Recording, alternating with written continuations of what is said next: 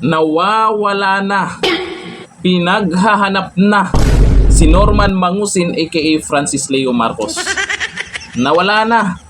Ewan ko lang kung nasaan na. Kawawa yung mga sumusunod-sunod sa kanya. Ayan oh. Baka ngayon, gutom na. Nako, mukhang mag-iisang linggo. Pinaghahanap na ang hinayupak na to.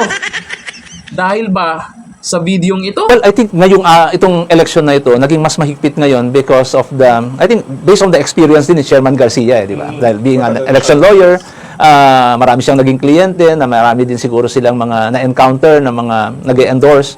So, may bagong policy ngayon, or probably we can say rules and regulations ng COMELEC, na kailangan natin mag-submit sa kanila ng lahat ng kontrata ng ating mga endorsers. Dahil sabi nga nila, wala namang, huwag niyong sabihin na yung mga nag-endorse sa inyo ay hindi niyo binayaran o wala man lang tinatawag na may usapan kayo, di ba? Yung mga ganon. Kaya ang ginagawa natin ngayon is lahat ng endorser natin may kontrata.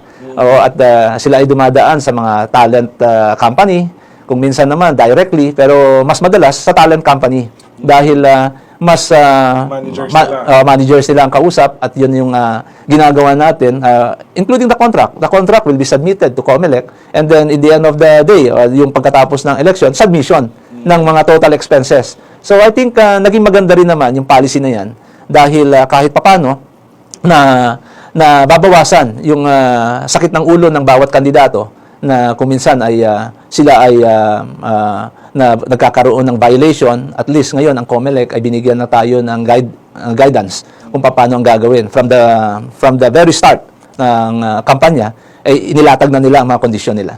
Well, ang masasabi ko po diyan, kami man nagulat di ba? Somebody is claiming to be an officer ng partido, LPGMA party list, and at the same time claim pa niya na chairman.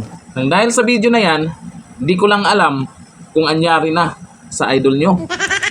May mukha pa ba siyang lumabas sa social media? May mukha pa ba siyang ipagmayabang yung LPGMA party list daw niya? Sana. Balita ko, may mga supporters niya nagbubura ng mga post na iboto daw ang LPGMA party list ni Francis Leo Marcos. Ba't kayo nagbubura? Paano na yan? Paano na yung mga kasama niya dyan? Yun lang naman yung concern ko dyan. Hayaan nyo na si Norman Mangusin kung magugutom yan. Pero yung mga sumusunod sa kanya at umasa sa kanya, magugutom yung mga yan. Baka liliit ang mga tiyan. Dapat, ibang diskarte naman.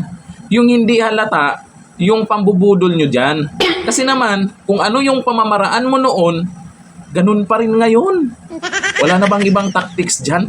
Akala ko bang matalino ka, Norman Mangusin? Eh, siyempre magre-react yung LPGMA party list na yan. Pero, totoo kaya yung mga sinabi ng LPGMA party list? Totoo kaya na wala talaga? Pwede namang wala sa listahan talaga si Norman Mangusin. Eh kung nung una ay pinayagan naman, eh paano yan?